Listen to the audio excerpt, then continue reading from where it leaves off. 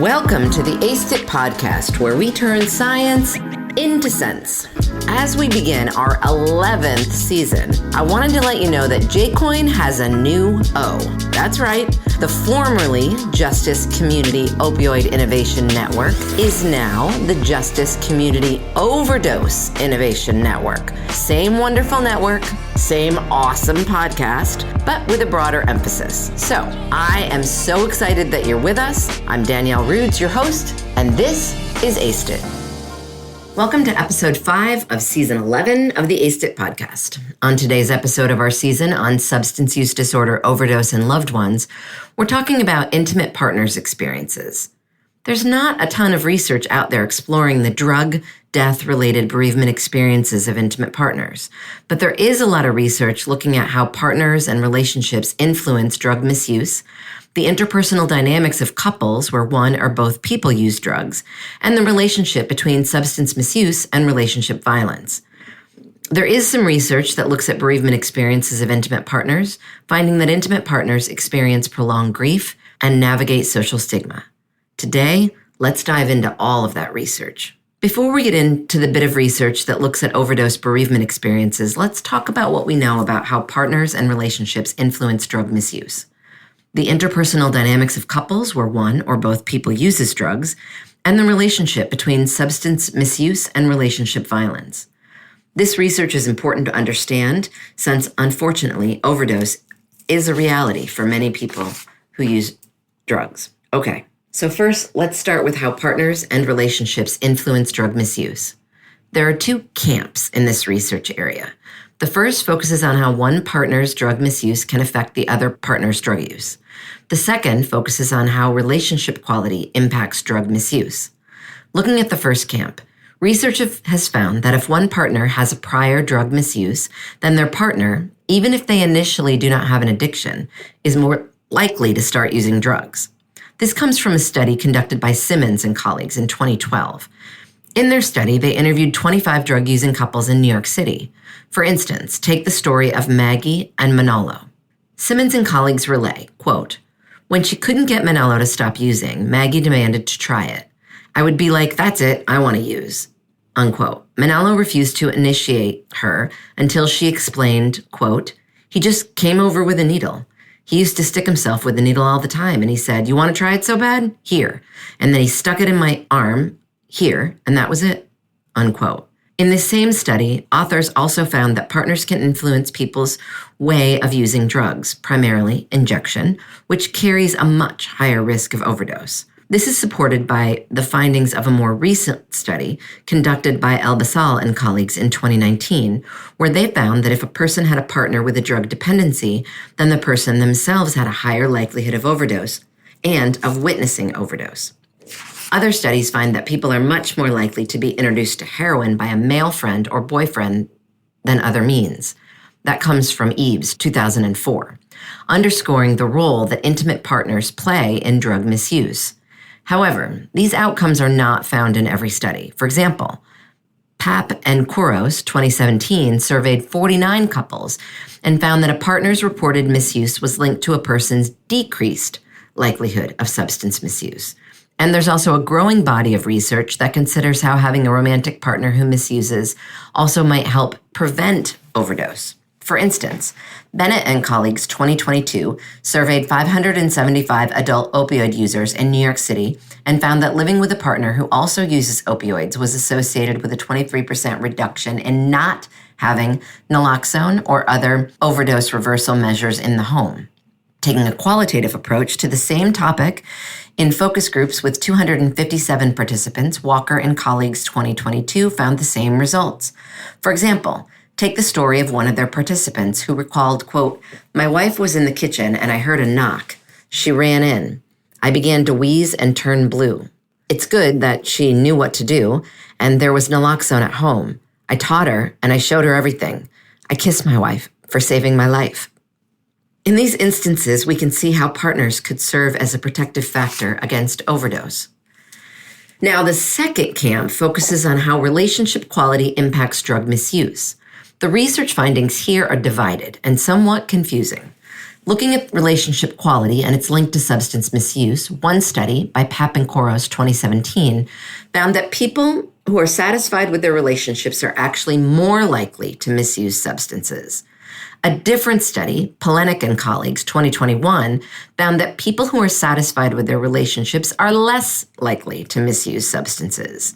Moreover, Pappenkoros 2017 study that I just mentioned and the one conducted by Pappen Bloomstock 2016 found that cohabitating couples and couples who spent more time together were less likely to misuse substances. So these results are somewhat contradictory. Looking at overdose specifically, one study found that non-married people have 4 to 5 times higher rate of drug-related deaths. That comes from Ruin and colleagues 2014, indicating that relationships might be a protective factor against overdose, like I touched on earlier. This tells us that the research on this topic is unclear, but it certainly is an interesting and necessary area for future study. Next, let's talk about the interpersonal dynamics of couples where one or both partners use drugs. Largely, research has found that these relationships have both normative, typical dynamics, as well as unique elements. For instance, Simon and Singer, 2006, interviewed 10 heroin and cocaine-using couples and found that they aspired to have love, long-lasting commitments, fidelity, material and emotional support, and financial stability. This goes against the common portrayal of drug-using couples as dysfunctional, unstable, utilitarian, and often violent. Crowley and Miller's 2020 work builds off this. They interviewed 19 couples and 6 singles and found that for many couples, opioid misuse was a central component of their relationship, but participants stressed that it was not representative of who they were as a couple. The same study found that people tend to gravitate toward partners who are also misusing substances as a form of quote-unquote safe haven from societal stigma. And even in cases where one partner had an SUD and the other didn't, they still felt protective of those people against social stigma, as documented by Stout and Florey Steiner, 2023. For example, take a listen to the words of one of their study participants, Rose, who recalled, quote, "Someone asked me, 'How could you love an addict?' I wanted to put my hands around their throat. Are you kidding me? Do you know anything about this population? They're incredibly traumatized and incredibly hurting. They need people like me to love them. I didn't love an addict. I loved a man who struggled with some demons," unquote. Research also finds that these couples have unique dynamics and face some unique challenges. In Simon and Singer's study, the one that I just mentioned, they found partners care for one another by helping each other to avoid symptoms of withdrawal, typically by assisting each other in procuring and using drugs. Other unique elements, including understanding the lure of drugs and the pain of addiction and withdrawal, the threat of arrest and incarceration, threats to safety when securing drugs, coping with poverty, homelessness, chronic illness, and the stigma attached to addiction, bereavement grief, and fear and pain of losing children to state welfare agencies. Crowley and Miller's study also found some unique dynamics of being in these relationships. Issues occur when one partner is sober and clean and the other is still using. For example, Holly had weaned off MAT and was opioid-free, but said about her husband, quote, "Like him, to me, he's a weaker person because he can't stop," unquote. Additionally, Schlosser and Hofer, 2022, who interviewed 30 adults who inject opioids from a syringe service program, found that among these couples, there's a unique element of accepting that your partner might die from an overdose. Take the story of Jake, for instance, who said, quote, "With my girlfriend, I was like, well, when I'm not there, she's going to die. If Narcan is not there, she's going to die. I didn't see her not using opioids, and that's eventually what happened. She used when no one was around, and she died. So I kind of accepted the fatalness of it," unquote. Finally, research on the interpersonal dynamics of these couples shows that elements of the relationships are gendered, particularly securing drugs. In relationships, men are expected to do the copping, acquiring drugs, often taking this role to assume the risk of assault and arrest. Though some couples copped together, women rarely copped alone. That comes from Simmons and Singer, 2006.